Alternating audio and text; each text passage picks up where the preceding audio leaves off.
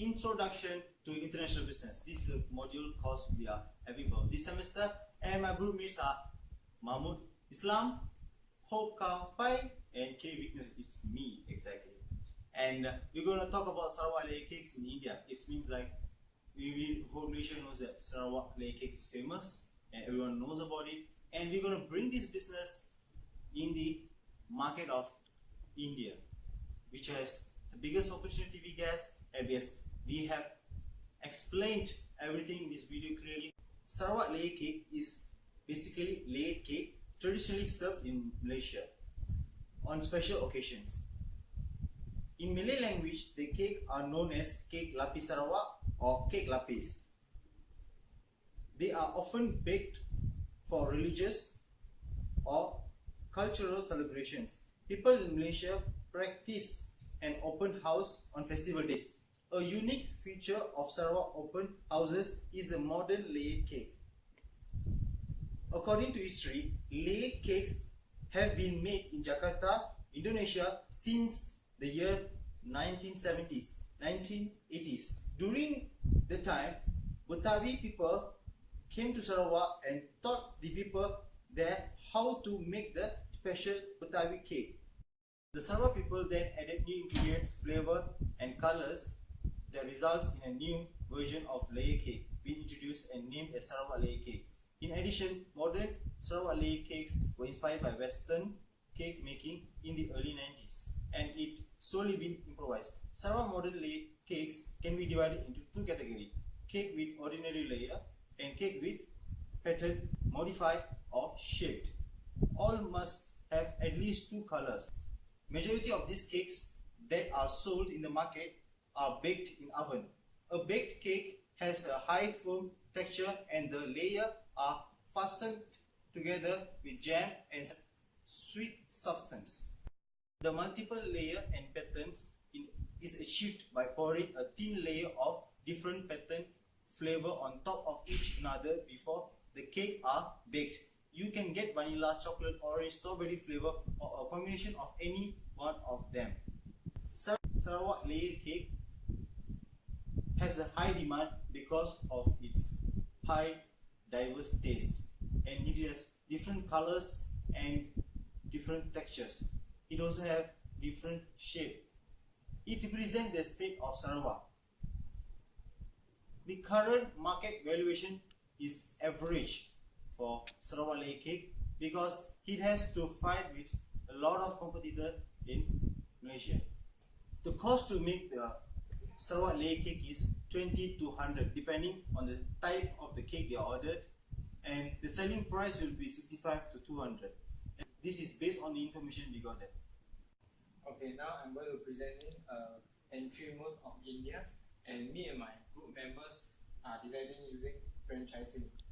Franchising is a business relationship in which the franchisor, which the owner of the business providing the product or service, assigns to independent people, which is the franchisee, to the right to market and distribute the franchisor goods or service, and to use the business name for a fixed periods of time.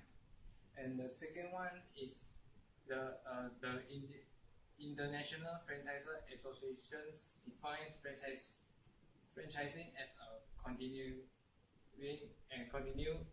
relationship in which the franchisor provides a license privileges to do business plus assisting in organization trainings.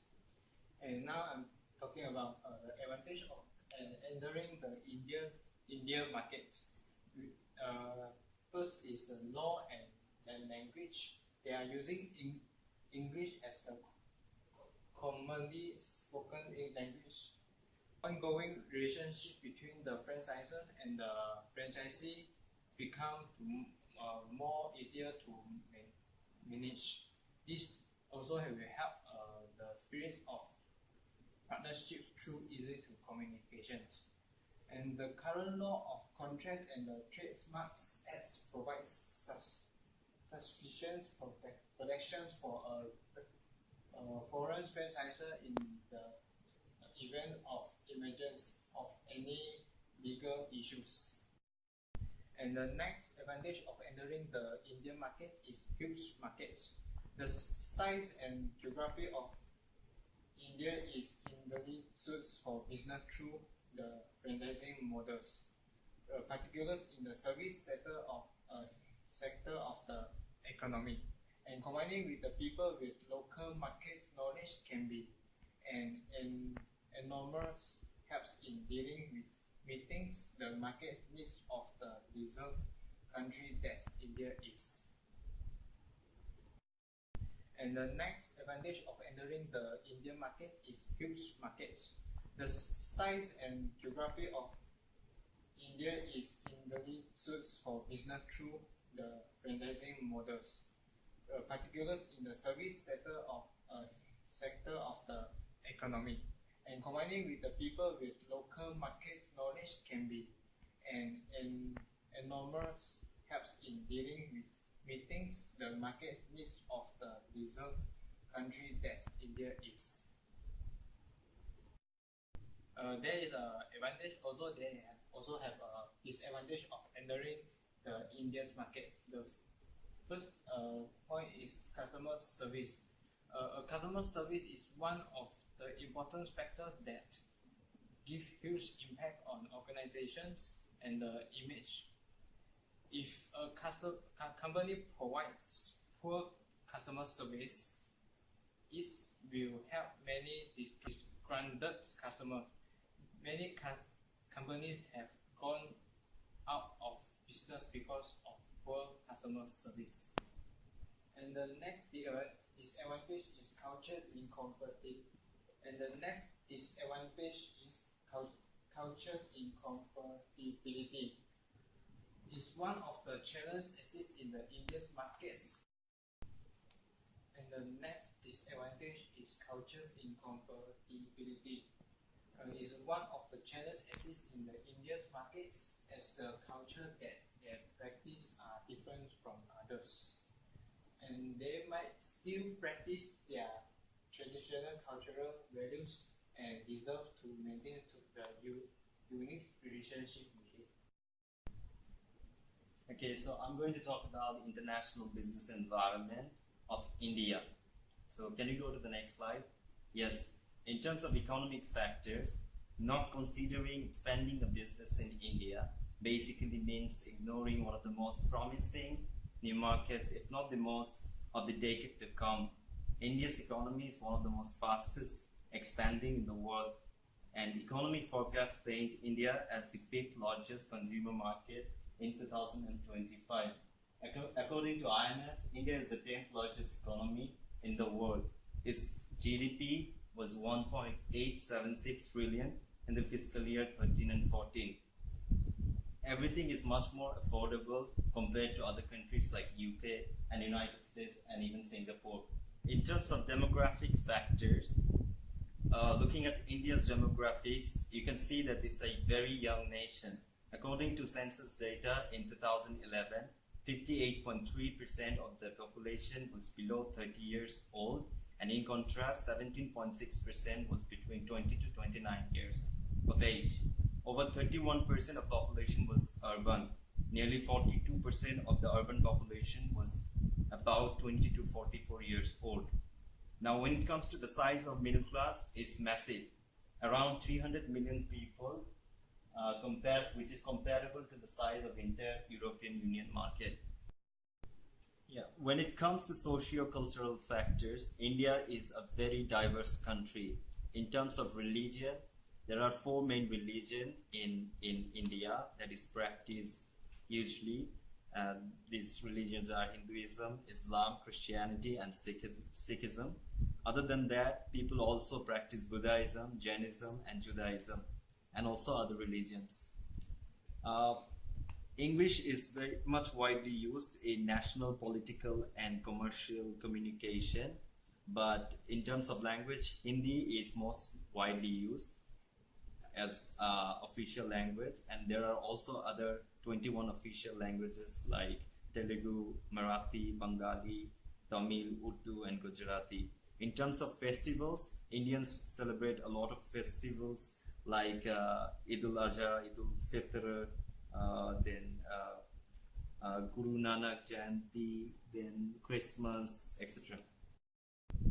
When it comes to geographical factors, India is located right in the middle of South Asia and has a population of approximately 1.2 billion people. It is the 7th largest country by geographical area, the 2nd most populous country, and the most populous democracy of the world. It has the world's 2nd largest labor force with approximately 520 million people. Natural resource is coal, which is the 4th largest resource in the world. India shares borders with China, Nepal, Bhutan, Pakistan, Afghanistan, Myanmar, and Bangladesh. In terms of political and legal factors, a lot of countries are skeptical of privatization.